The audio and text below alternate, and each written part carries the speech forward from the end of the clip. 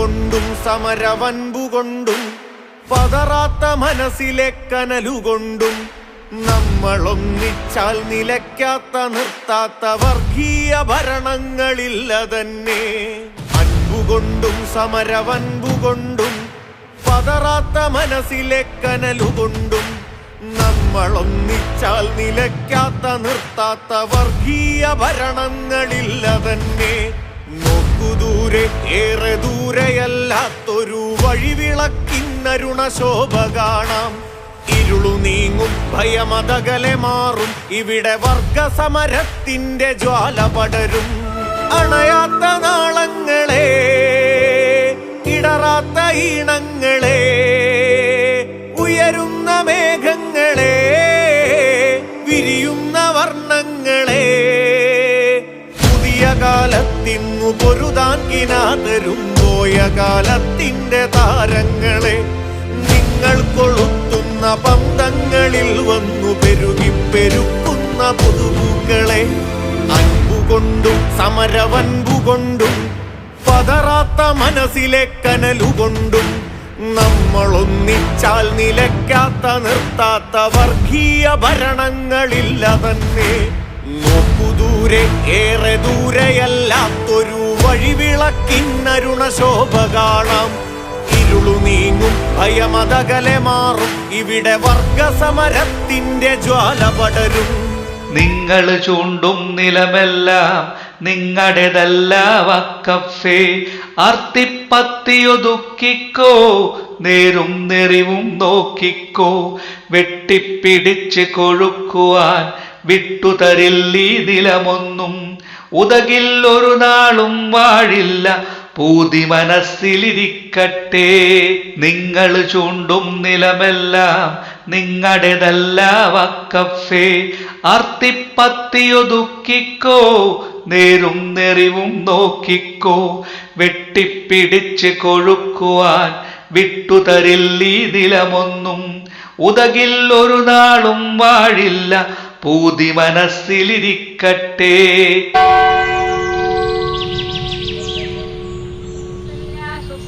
रामपूर्वा सन्ध्या प्रवर्तते. उत्तिष्ठ नरशार्दूल कर्तव्यं दैवमान्विकम्. कौसल्या सुप्रजा रामपूर्वा सन्ध्या प्रवर्तते. उत्तिष्ठ नरशार्दूल कर्तव्यं दैवमान्विकम्.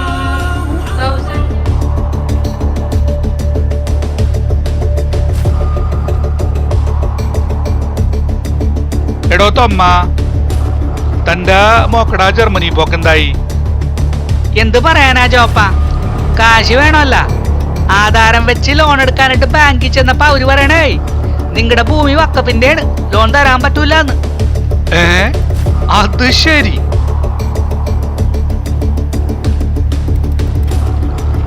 ഡോ പ്രകാശ, താൻ വില്ലേജ് ഓഫീസിൽ പോയിട്ട് എന്തായി? എന്താകാൻ, അവര് പറയണ കരമടക്കാൻ പറ്റില്ല, ഇത് വക്കഭൂമിയാണത്രേ. ശിവനേ,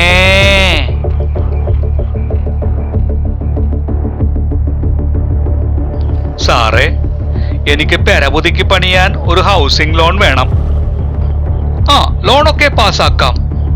നിങ്ങൾ ആദ്യം പോയി വഖഫ് ബോർഡിൽ നിന്ന് ഒരു NOC വാങ്ങി വാ.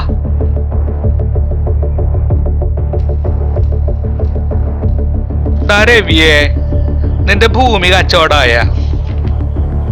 എവടന്ന് ഉള്ള ഭൂമി കുറച്ച് വിറ്റ് പെണ്ണിനെ കെട്ടിക്കാന്ന് വിചാരിച്ചപ്പ വക്കഭൂമി വിൽക്കാനോ മേടിക്കാനോ പറ്റില്ലെന്ന്. എന്തുട്ടാടാ ഈ വക്കവ്? കുറച്ച് നാളായി കേക്കണ്.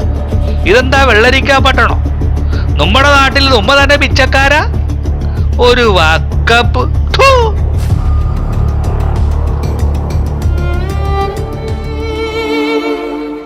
എടി സാറാമ്മേ, നമ്മുടെ ഈ നാട്ടില് ആകെ കൂടെ പ്രശ്നമാ. എന്തു പറ്റി മനുഷ്യ?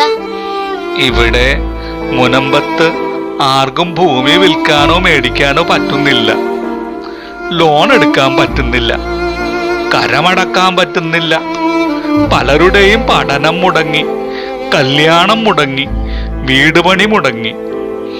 നമുക്കിനി നാട്ടിൽ നിൽക്കാൻ പറ്റില്ലടി. നമ്മൾ ഒഴിഞ്ഞു പോകണമെന്ന്. അതെന്തൊരു അനീതിയാ ചേട്ടാ.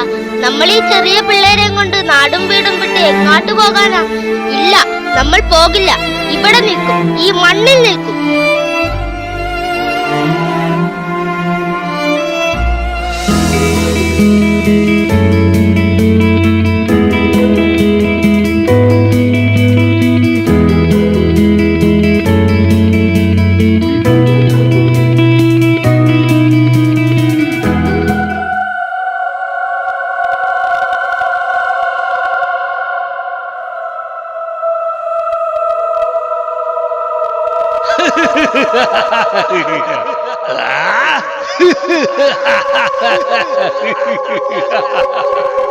അയ്യോ അമ്മേ, ഓടിയോ.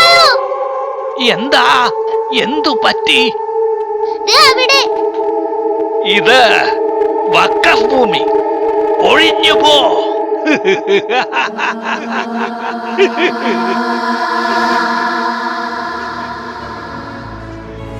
അപ്പൂപ്പ, ആരാ ഈ വഖഫ്? പറഞ്ഞു തരാം. മോൻ മനസ്സിലാക്കുന്നത് നല്ലതാ. 947 ഇന്ത്യക്ക് സ്വാതന്ത്ര്യം കിട്ടിയ കാലത്ത് ഇന്ത്യ രണ്ടായി വിഭജിക്കപ്പെട്ടു. പാകിസ്ഥാൻ, ഇന്ത്യ. കുറെ മുസ്ലിങ്ങൾ പാകിസ്ഥാനിലേക്ക് പോയി. അങ്ങനെ കുറെ ഭൂമി അന്യാധീനമായി. മുസ്ലിങ്ങൾ ഉപേക്ഷിച്ചു പോയ ഭൂമിയൊക്കെ കൈകാര്യം ചെയ്യാൻ 954 നെഹ്റു കൊണ്ടുവന്നതാണ് വഖഫ് ബോർഡും നിയമവും. ഇടയ്ക്കൊക്കെ നിയമഭേദഗതി വരുത്തി ഇപ്പോ അതൊരു രാജവെമ്പാലയായി സുപ്രീം കോടതിക്കും മുകളിൽ നിൽക്കുന്നു. ഈ വഖഫിന് ഇവിടെ മുനമ്പത്ത് എന്ത് കാര്യം അപ്പൂപ്പ? അതോ, വഖഫ് നിയമപ്രകാരം ഒരു പ്രദേശം വഖഫിൻ്റെതാണ് എന്ന് അവർ അവകാശപ്പെട്ടാൽ നമുക്ക് അത് വിട്ടുകൊടുക്കേണ്ടി വരും, ഒഴിഞ്ഞു പോകേണ്ടി വരും. അപ്പോ ഇവിടെ പോലീസും പട്ടാളവും കോടതിയൊന്നുമില്ലേ? അതെല്ലാം നോക്കുകുത്തികൾ. അന്തിമ തീരുമാനം വഖഫിൻ്റേത് എന്നാണ് നിയമം. ദേ അച്ഛൻ വരുന്നുണ്ടല്ലോ.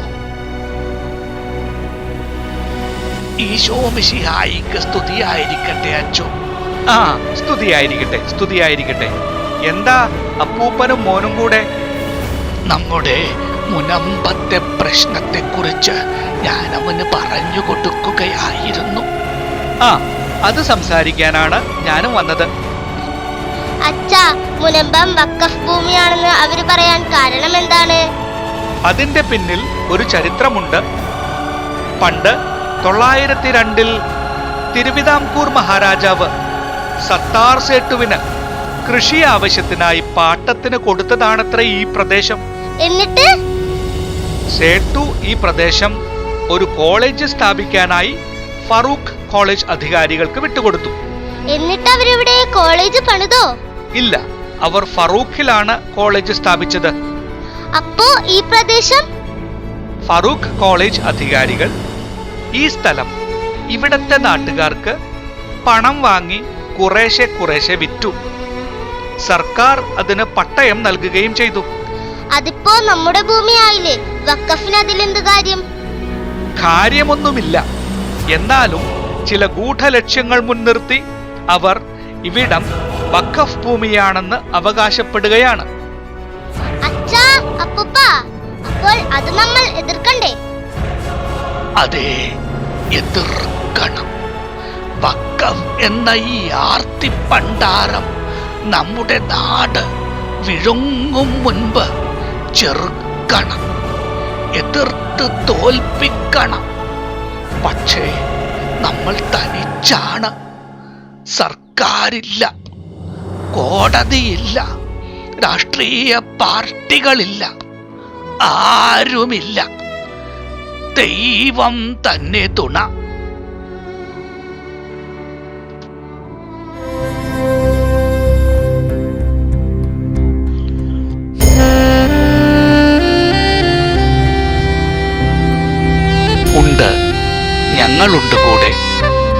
മനസാക്ഷി മരവിച്ചിട്ടില്ലാത്ത പൊതുസമൂഹമുണ്ടുകൂടെ.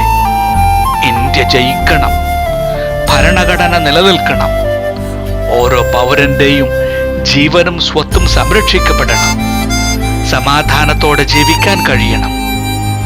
ഇത് സർക്കാരിനോടും കോടതിയോടുമുള്ള ഞങ്ങളുടെ അഭ്യർത്ഥന.